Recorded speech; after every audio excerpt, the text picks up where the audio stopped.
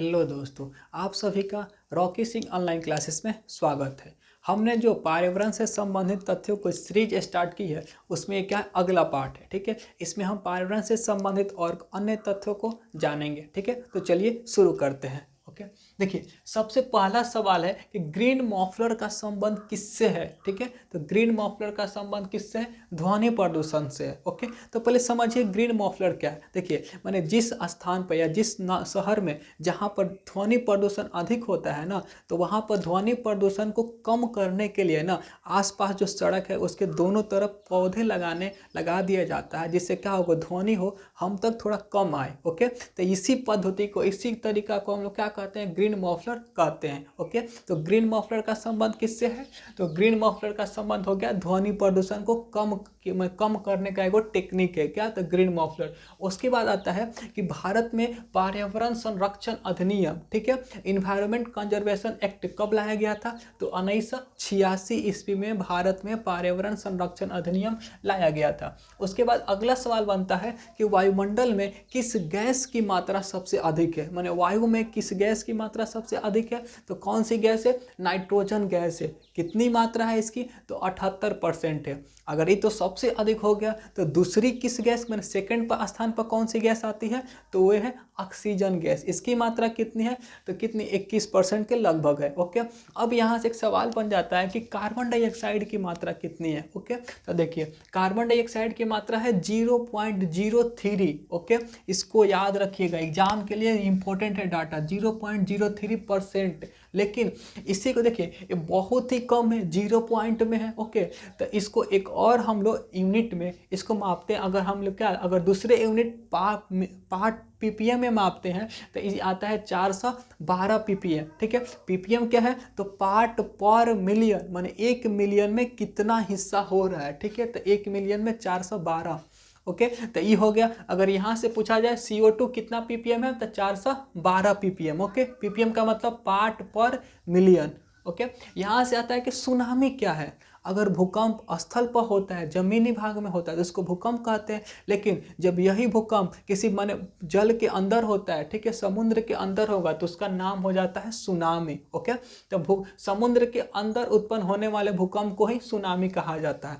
यहाँ से अब एक और सवाल है कि जो इकोसिस्टम है, कि मैंने सबसे पहले इकोसिस्टम का कंसेप्ट किसने दिया था? ठीक है, इकोसिस्टम को हिंदी में पारिस्थितिकी तंत्र कहते हैं। ओके, तो इकोसिस्टम का कंसेप्ट सबसे पहले किसने दिया था? तो टॉन्सले नामक व्यक्ति ने दिया था। ओके, इसके बाद है कि दो भिन्न समुदायों के बीच का जो संक्रांति क्षेत्र होता है, जो क्रिटिकल एरिया होता है, वो क्या कहलाता है? तो इको टोन कहलाता है। ओके, इसके बाद है कि जैव विविधता अधिनियम, बायोडाइवर्सिटी एक्ट कब लाया गया था? कहाँ? तो भारत में। तो मैंने इंडिया में बायोडाइवर्सिटी एक्ट कब लाया गया था? तो ये आपके 2002 ईस्वी में लाया गया था, जैव विविधता अधिनियम। यहाँ से आपको एक और चीज़ याद रखना है। क्या याद रखना है? कि जैव विविधता दिवस कब मनाते हैं, बायोडाइवर्सिटी डे कब मनाते हैं? तो 22 मई को जैव विविधता दिवस मनाया जाता है। ओके, अब यहाँ से एक सवाल अभयारण्य से है कि गर्म पानी वाला अभयारण्य भारत के किस राज्य में है? ठीक है, तो जो गर्म पानी वाला अभयारण्य, माने इस अभयारण्य में गर्म पानी के झरने बहुत अधिक है, इसीलिए इसको गर्म पानी वाला अभयारण्य कह रहे हैं। तो गर्म पानी वाला अभयारण्य भारत के कहाँ है? तो असम राज्य में। ठीक है, असम राज्य के कार्बी अंगलोंग जिला में स्थित है। ओके, असम राज्य के कार्बी अंगलोंग जिला में ये स्थित है। इसके बाद एक सवाल बनता है कि जो सबसे लंबा जीवित वृक्ष है, ठीक है, मैंने सबसे लंबा वृक्ष कौन सा है? तो सिकोया वृक्ष है। इसी को सिनकोया या सिकोया कहा जाता है। उसके बाद एक सवाल है कि विश्व का सबसे बड़ा पुष्प, माने विश्व का सबसे बड़ा बिगेस्ट फ्लावर कौन सा है? तो इसका नाम है रेफलेसिया। अगर सबसे बड़ा रेफलेसिया है तो इस वैसे एक सबसे छोटा भी होगा। तो विश्व के सबसे छोटा पुष्प का क्या नाम है? तो सबसे छोटा पुष्प का नाम है वुल्फिया कोलम्बियाना। ओके, सबसे बड़ा पुष्प का नाम है रफलेसिया, सबसे छोटे पुष्प का नाम है वुल्फिया कोलम्बियाना। ओके, और सबसे बड़ा पेड़ कौन सा है? सिकोया। गर्म पानी वाला अभयारण्य कहाँ पर है? असम के कार्बी अंगलोंग जिला में। ओके, अब इसके बाद से देखिए ये जो सवाल है ना, थोड़ा सा इंपॉर्टेंट बन जाता है। क्या सवाल है? कि मुक घाटी, मुक घाटी या इसी को शांत घाटी कहते हैं, इंग्लिश में इसका नाम होता है साइलेंट वैली, भारत के किस राज्य में स्थित है? तो मुक घाटी, शांत घाटी या साइलेंट वैली भारत के केरल राज्य में क्या है तो स्थित है। ओके, इसके बाद आता है कि सबसे पहले किस वैज्ञानिक ने ग्रीन हाउस गैसेज के बारे में बताया था। ओके, मैंने ग्रीन हाउस गैसेज का कंसेप्ट किसने दिया था, तो वैज्ञानिक का नाम है जोसेफ फोरियर। ठीक है, कौन से वैज्ञानिक है, जोसेफ फोरियर। अब कुछ ग्रीन हाउस गैसेज है उनके बारे में जान जाइए, कौन से ग्रीन हाउस गैसेज है। सीधे एग्जाम में क्वेश्चन आता है कि निम्नलिखित में से कौन सी गैस है ग्रीन हाउस नहीं है या ग्रीन हाउस गैसें हैं। ठीक है, हरित गृह। ठीक है, तो इसका कौन से, CO2 carbon dioxide, CH4 methane,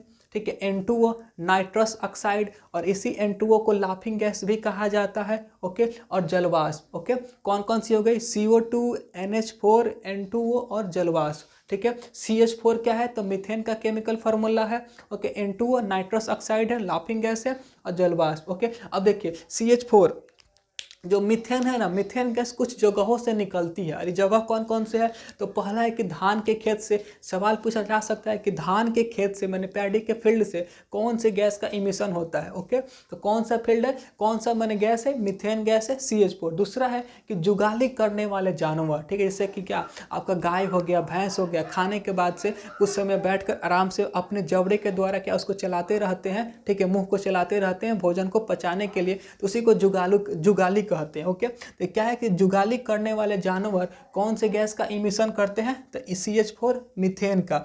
उसके बाद है जो दलदली भूमि है, ठीक है, जो दलदली इलाका है वहां से भी मीथेन गैस निकलती है। ओके, तो इसको याद रखिएगा, धान के खेत से जुगाली करने वाले जानवर हो गए, और आपके दलदली भूमि हो गया, वहां से मीथेन गैस निकलता है। मीथेन किस प्रकार की गैस है, तो यह एक हरित गृह गैस है, मतलब ग्रीन हाउस गैसेज है। ओके, और ग्रीन हाउस गैस के बारे में किसने बताया था, जोसेफ फोरियर ने सबसे पहले इसका कंसेप्ट दिया था। ओके, अब देखिए यहाँ से एक सवाल पूछ दिया जाता है कि वर्ल्ड टॉयलेट डे कब मनाया जाता है, विश्व शौचालय दिवस कब मनाया जाता है।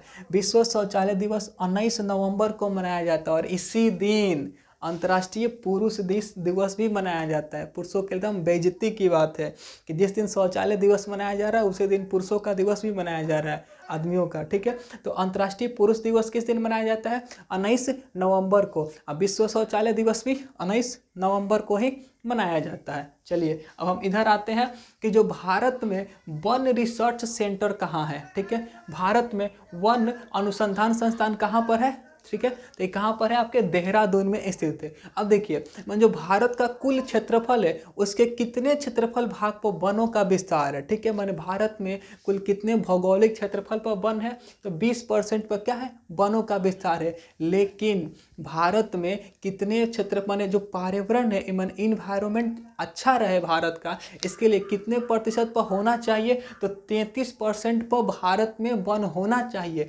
लेकिन वास्तव में है कितना पर, 20% पर भारत में क्या है, वन है। ओके, अब है कि वनों का प्रदेश भारत के किस राज्य को कहा जाता है, माने सबसे अधिक वन किस राज्य में है, तो यह आपका हो जाएगा MP, मध्य प्रदेश में। ओके, अब है एक है कि पनामा नहर, पनामा नहर माने पनामा नहर किसको जोड़ने का कार्य करती है। ठीक है, तो यहाँ से आप पनामा से पानी और बाल्टी याद रखिएगा।